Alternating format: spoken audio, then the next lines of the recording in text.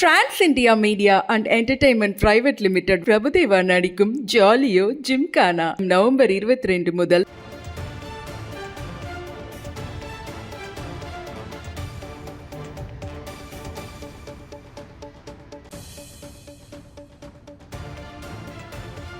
இந்து சமய அறநிலையத்துறைக்கு சொந்தமான இடத்தில் உள்ள வீடுகளை இடிக்க எதிர்ப்பு தெரிவித்து போராட்டம் நடைபெற்று வருகின்றது.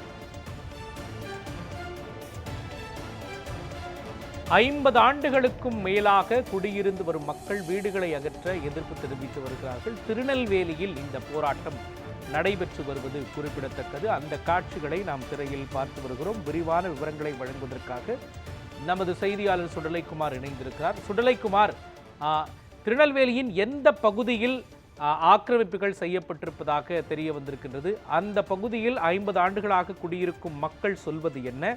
அறநிலையத்துறை அதிகாரிகள் சொல்வது என்ன? சொல்லுங்க.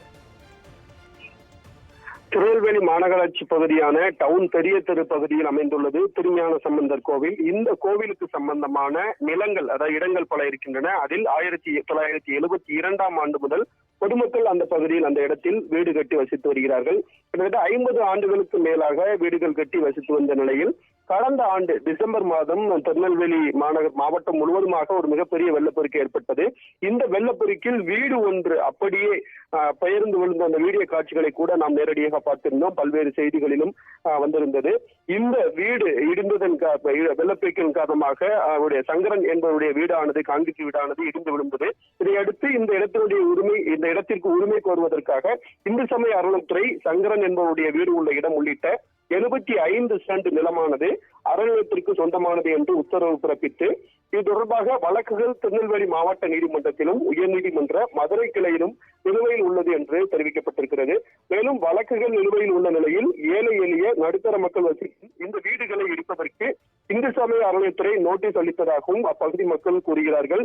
இந்நிலையில் இன்று காலை வீடுகளை இடிப்பதற்கு அறநிலையத்துறை அதிகாரிகள் வந்திருப்பதாகவும் இதற்கு எதிர்ப்பு தெரிவித்து திருநெல்வேலி சேரன்மதேவி சாலையில் அமர்ந்து அந்த பகுதியில் வீடுகள் கட்டிருக்கக்கூடிய அந்த பாதிக்கப்பட்ட பொதுமக்கள் மற்றும் அவருடைய குடும்பத்தினர்கள், உறவினர்கள், பொதுமக்களும் சாலை மறியல் போராட்டத்தில் ஈடுபட்டிருக்கிறார்கள். கிட்டத்தட்ட 8 மணிக்கு துவங்கிய இந்த போராட்டமானது தற்பொழுது வரை நீடித்து வருகிறது. அந்த பகுதியில் போக்குவரத்து என்பது பாதிக்கப்பட்டிருக்கிறது. அறநிலையத்துறை அதிகாரிகள் மற்றும் காவல்துறையினரும் நெல்லை மாநகர காவல்துறை துணை ஆணையர் கீதா அவர்களும் தற்பொழுது பாதிக்கப்பட்ட இந்த போராட்டத்தில் ஈடுபட்டுள்ள மக்களோடு பேச்சுவார்த்தையில் ஈடுபட்டு வருகிறார்கள்.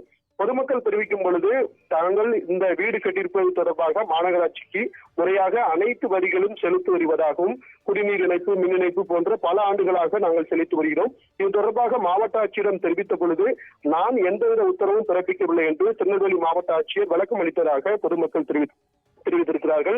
மேலும் கோட்டாட்சியரும் இது தொடர்பாக எந்த விதமான உத்தரவும் பிறப்பிக்காத நிலையில் இந்து சமய அறநிலையத்துறை மட்டும் இந்த நிலங்களை மீட்டெடுப்பதற்காக தன்னிச்சையாக இந்த நடவடிக்கையில் ஈடுபட்டுள்ளதாகவும் இதற்கு எதிர்ப்பு தெரிவித்து பொதுமக்கள் தற்பொழுது போராட்டத்தில் ஈடுபட்டிருக்கிறார்கள். மோகன், விவரங்களையும் போராட்ட காட்சிகளையும் வழங்கியதற்கு நன்றி சுடலைக்குமார்.